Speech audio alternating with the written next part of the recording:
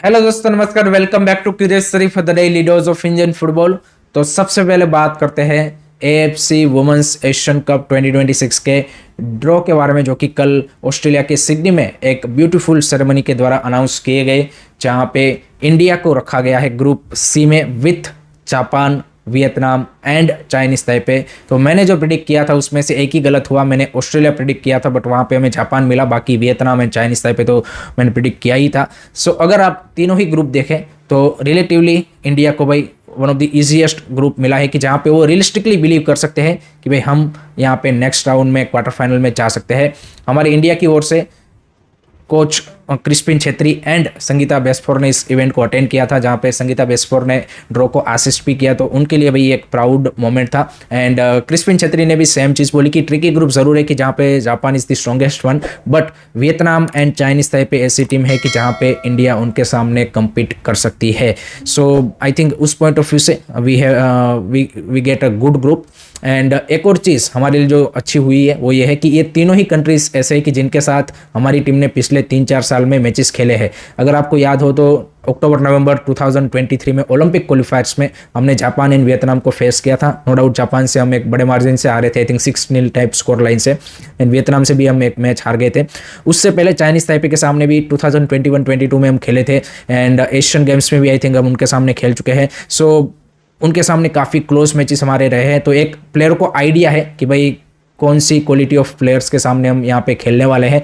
दूसरा एक plus point है कि क्रिस्पिन छेत्री, जो कि लास्ट ईयर ओडिशा एफसी की वुमेन्स टीम को एएफसी चैंपियंस लीग में यहाँ पे मैनेज कर रहे थे, उनके भी ग्रुप में जो 3 क्लब थे वो तीनों ही क्लब इन 3 कंट्री के थे, और इन 3 कंट्री के टॉप वुमेन क्लब थे। फॉर एग्जांपल जापान की ओर से उरुवा रेड डायमंड्स, जो कि वुमेन्स में one of the top club है, एंड उस क्लब से कई सारे प्लेयर्स जापान की नेशनल टीम में भी खेलते हैं। तो लास्ट ईयर भी प्लेयरों ने यहाँ पे जो ओपोनेंट कंट्रीज है उनके प्लेयरों को क्लब लेवल पे फेस किया है। So I think Indian players को, कोच को आई थिंक एक अच्छा आइडिया है कि भाई हमारे सामने क्या चैलेंज है, हमें किस तरह की प्रिपरेशन करनी पड़ेगी अगर इनको यहाँ पे बीट करना है एंड इनके सामने यहाँ पे कम्पिटिटिव फाइट देनी है। तो आई थिंक उस पॉइंट ऑफ व्यू से ये सारी चीज़ें अच्छी हो चुकी है।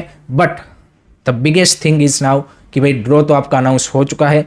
अब आता है इंपॉर्टेंट पार्ट कि अब मार्च 2026 में जब AFC women's Asian cup start होगा, तब तक एआईएफएफ ने यहाँ पे जो रोड मैप दिया है उसको क्या वो एग्जीक्यूट कर पाएंगे, क्योंकि इस टीम को ज़रूरत है भाई बेस्ट प्रिपरेशन की। अगर आप बेस्ट प्रिपरेशन के साथ टीम को भेजेंगे तभी जो हमारा सपना है वुमेन्स वर्ल्ड कप का खेलने का, या फिर एएफसी वुमेन्स एशियन कप में अच्छा परफॉर्मेंस पुटअप करने का, नॉकआउट राउंड में जाने का, वो तभी यहाँ पे हम अचीव कर सकते हैं। एक रियलिस्टिक ग्रुप मिला है जहाँ पे जापान से भले ही हम यहाँ पे मैच हार जाए, बट अगर हम क्लोज मार्जिन से हारेंगे जापान से, वियतनाम से मे बी हम बीट ना कर पाए because Vietnam is also strong team, but अगर उनके सामने मान लीजिए कि हम ड्रॉ कर पाते हैं एंड चाइनीज ताइपे को हरा पाते हैं, then India can go into the quarter final. So एक अच्छा ग्रुप मिला है जहाँ पे एक रियलिस्टिक चांस है, एंड एक जो ड्रीम है उसको एक रियलिटी बनाने का चांस है, अगर एआईएफएफ सही तरीके से इन प्लेयरों को अच्छे मैचेस एंड यहाँ पे प्रॉपर ट्रेनिंग देती है।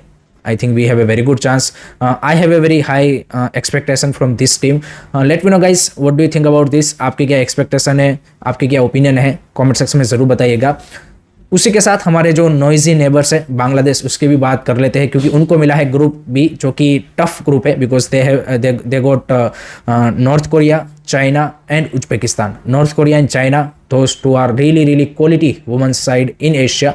सो वहाँ पे उनके लिए काफ़ी टफ होगा, एंड उज्बेकिस्तान भी टफ ही है, नो डाउट। बांग्लादेश ने ज़रूर यहाँ पे इंप्रूवमेंट दिखाया है, बट उज्बेकिस्तान को भी बीट करना it's not gonna be easy. So comparatively अगर इंडिया से बात करें तो आई थिंक बांग्लादेश के कम चांसेस है to go into the knockout round at the moment, to be honest, because सामने क्वालिटी में ज़्यादा डिफरेंस है। For example China and Vietnam, यहाँ पे इंडिया फेस करेगा वियतनाम एंड बांग्लादेश फेस करेगा China. So China defending champion है एएफसी वुमेन्स एशियन कप का, एंड सबसे ज़्यादा बार उन्होंने एएफसी वुमेन्स एशियन कप को जीता भी है। So China has a very good team. North Korea again they are top side. So Bangladesh के लिए I think it will be a really difficult to go into the knockout round, but उनके लिए भी ये एक अच्छा मोमेंट है कि वे पहली बार वुमेन्स एशियन कप क्वालिफाई कर रहे हैं, एंड उनकी प्लेयर्स को भी एक एक्सपोजर मिलेगा, एंड आई थिंक इस तरह के लेवल पे खेलने का एक मौका मिलेगा, and they will get idea कि भाई कहाँ पे हमें इंप्रूवमेंट की ज़रूरत है। सो टफ ग्रुप ज़रूर है बांग्लादेश को, but let's see how they are gonna fight, and what do you think about their group, आप कॉमेंट सेक्शन में ज़रूर बताइएगा। नेक्स्ट उसके बाद बात करते हैं भाई आईएसएल क्लब्स ने भाई एक लेटर लिखा है एएफएफ के प्रेसिडेंट कल्याण चौबे को, एंड उनसे यहाँ पे एक मीटिंग की डिमांड की है regarding this current scenario situation of ISL future. So यहाँ पे टोटल 8 क्लब्स ने यहाँ पे इस मीटिंग के लिए डिमांड की है। 5 क्लब्स जो नहीं है वो है यहाँ पे 3 कोलकाता के legacy clubs Mohun Bagan, East Bengal Mohammedan SC and Mumbai city and Chennai FC, जो कि यहाँ पे इस ग्रुप ऑफ क्लब्स ने जो लेटर लिखा है उसमें शामिल नहीं है। So that's little bit surprising and shocking, because आपका एग्जिस्टेंस का सवाल है आपकी लीग का, एंड उसके बावजूद भी सारे क्लब्स इकट्ठा नहीं हो पा रहे। सो दैट्स शोज कि भाई उसमें भी कितनी यूनिटी है। बट उन्होंने ये डिमांड की कि भाई ड्यू टू दी अनसर्टेनिटी, ना तो हम यहाँ पे हमारा यूथ या फिर ग्रास रूट का कोई प्लानिंग कर पा रहे हैं, ना प्लेयरों की रिक्रूटमेंट कर पा रहे हैं, ना कोचिंग स्टाफ का, या फिर बाकी जो क्लब लेवल पे स्टाफ है, या फिर क्लब का जो एग्जिस्टेंस है, या फिर जो भी विजिबिलिटी है, किसी भी तरह का चीज़ें यहाँ पे कोई भी ऑपरेशनल थिंग्स हम यहाँ पे एट द मोमेंट रन नहीं कर पा रहे हैं। सो आपका इंटरवेंशन की ज़रूरत है एंड जल्द से जल्द यहाँ पे मीटिंग हो पाए, ऐसा यहाँ पे उन्होंने डिमांड किया है। सामने एएफएफ की ओर से भी जो डिप्टी जनरल सेक्रेटरी उन्होंने बोला है कि डेफिनेटली मीटिंग करेंगे यहाँ पे, एंड मीटिंग में कुछ ज़्यादा होगा नहीं, बाय द वे ये मीटिंग ज़रूर करेंगे, लेकिन matter is in supreme court. तो वहाँ से जब तक कोई डायरेक्शन नहीं मिलेगा तब तक एएफएफ एंड एफएसडीएल की जो हमारे डील है वो आगे नेगोशिएशन स्टेज में बढ़ नहीं सकती। So they have to just meet and talk, that's it. उसका कोई आउटकम एज सच हमें देखने को नहीं मिलेगा। एंड सरप्राइजिंग चीज़ ये है कि आपने पिछले 11 साल में तो ISL clubs, AFF and FSDL ने कभी मीटिंग नहीं की साथ में, एंड अब यहाँ पे ये लोग मीटिंग कर रहे हैं। सो एंड उसमें भी आप देखिए कि सारे क्लब्स इकट्ठा नहीं है। सो दैट शोज कि भाई यहाँ पे जिस तरह का एक कॉमन गोल के साथ सभी स्टेक होल्डर्स को, इंपॉर्टेंट स्टेक होल्डर्स को आगे बढ़ना चाहिए, वो यहाँ पे नहीं है। And why those 5 clubs left out, वो भी एक यहाँ पे मेजर क्वेश्चन है। So that is what it is. So let's see कब तक मीटिंग होती है एंड क्या उसमें डिस्कस किया जाता है एंड क्या कल्याण चौबे उनको एश्योरेंस देते हैं वो देखना रहेगा। नेक्स्ट उसके बाद बात करते हैं भाई इंडियन नेशनल टीम के कोच के बारे में। इंडियन नेशनल टीम के कोच का तो आई थिंक फैंस को जानने का काफ़ी इंतजार है ही, जो कि 1 अगस्त को एएफएफ की एक्सको मीटिंग में पता चल जाएगा। लेकिन उसी के साथ भाई हमारे जो राइवल्स है सिंगापुर, वो भी एसवी ओल्नो की कोच की तलाश कर रहे हैं, एंड अक्टूबर में हमें उनके सामने 2 क्रुशियल मैचेस खेलने हैं क्वालिफायर्स के। तो सिंगापुर ने भी भाई यहाँ पे कोच का जब जॉब नोटिफिकेशन निकाला तो उनको भी भाई 60+ कोचेस के यहाँ पे एप्लीकेशन आए हैं, एंड जिसमें से उन्होंने 15 कोचेस को शॉर्टलिस्ट किया है, जिसमें भाई some of the you can say कि very very interesting and high profile coaches है। For example Fabio Cannavaro, Italian coach, जो कि वर्ल्ड कप विनिंग 2006 की इटाली की टीम थी, उनके वो कैप्टन भी थे, one of the top defender, and only 3 defenders अभी तक फुटबॉल हिस्ट्री में हुए कि जिनको भाई बैलन डोर मिला है, and he is one of them. And उनका कोचिंग करियर भी देखे तो उसमें उन्होंने चाइना में कोचिंग दी है, चाइनीज सुपर लीग के वो यहाँ पे क्लब के साथ विनर भी रहे हैं। उसके अलावा उन्होंने सऊदी में आई थिंक मैनेज किया हुआ है, डायनामो ज़ाग्रेब जो क्रोएशिया का टॉप क्लब है उनको भी वो मैनेज कर चुके हैं। सो he has enough experience as a player. He played for the club like Real Madrid, Juventus. So आप देखिए उस प्रोफाइल वाइज देखें तो he is a big name.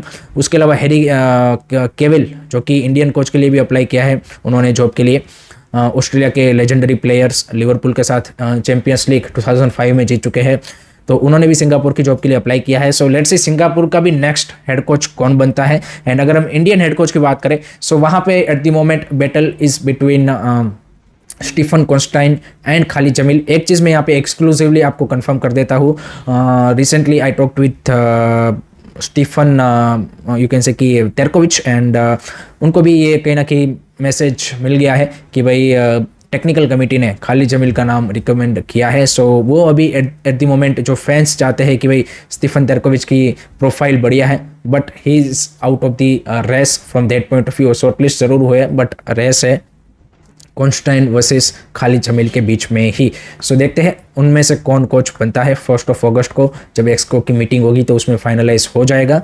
What do you think, आपकी क्या ओपिनियन है बता दीजिएगा कमेंट सेक्शन में। नेक्स्ट उसके बाद बात करते हैं भाई दुरांत कप के बारे में। दुरांत कप में भाई कल 2 मैचेस थे, जिसमें पहले मैच में भाई जमशेदपुर एफसी ने एक क्लोज मैच में 1-0 से यहाँ पे इंडियन आर्मी को हरा दिया, जहाँ पे इंडियन आर्मी की रेड कार्ड भी मिला एंड मोहम्मद सनन की अच्छी परफॉर्मेंस रही फ्रॉम दी जमशेदपुर साइड। दूसरा मैच में भाई शिलोंग लाजोंग ने 3-1 से रेंगजेड यूनाइटेड को हरा दिया। सो ये 2 मैचेस हमें दुरांत कप में देखने को मिले। लास्ट में बात करते हैं भाई राजस्थान यूनाइटेड एफसी, जो कि आई लीग का क्लब है। उन्होंने भाई जयपुर में अपना रेसिडेंशियल एकेडमी का इनोग्रेशन किया है and that's a good to see. Inaugural event पे हमारे एएफएफ के प्रेसिडेंट मिस्टर कल्याण चौबे भी हाजिर रहे थे। उसके अलावा जो यहाँ पे राजस्थान असेंबली के यहाँ पे अध्यक्ष हैं वो भी उस इवेंट को अटेंड किए हैं। एंड आई लीग क्लब्स, और हमने देखा इस साल से इंटरकासी ने भी रेसिडेंशियल एकेडमी का यहाँ पे स्टार्ट किया है, Rajasthan united starting residential academy. So this shows कि भाई यहाँ पे if clubs have a right intention to develop you can say कि Indian football and players and overall system, then they are investing in right things. So ISL clubs को भी सीखना चाहिए, क्योंकि आई थिंक एक दो को छोड़ के किसी के पास अभी ISL क्लब्स के पास रेसिडेंशियल एकेडमी नहीं है 11 साल होने के बाद भी। एंड ये जो राजस्थान यूनाइटेड है या फिर ये इंटरकासी है तो पिछले 3-4-5 साल पुराने क्लब्स ही है, but they are moving in a right direction and making a right investment, जो कि ISL क्लब्स अभी तक नहीं कर पाए हैं। सो उनके लिए लर्निंग लेसन यहाँ पे इन जैसे छोटे क्लबों से होना चाहिए। बट उनके भाई जो ऑफिशियल्स है ISL क्लब्स के, they are only busy in making cut money. So that is what it is. So that's it from my side guys regarding today's Indian football news. I hope कि आपको video पसंद आया होगा। Keep supporting Indian football, don't forget to like share subscribe curious study. जय हिंद, जय भारत।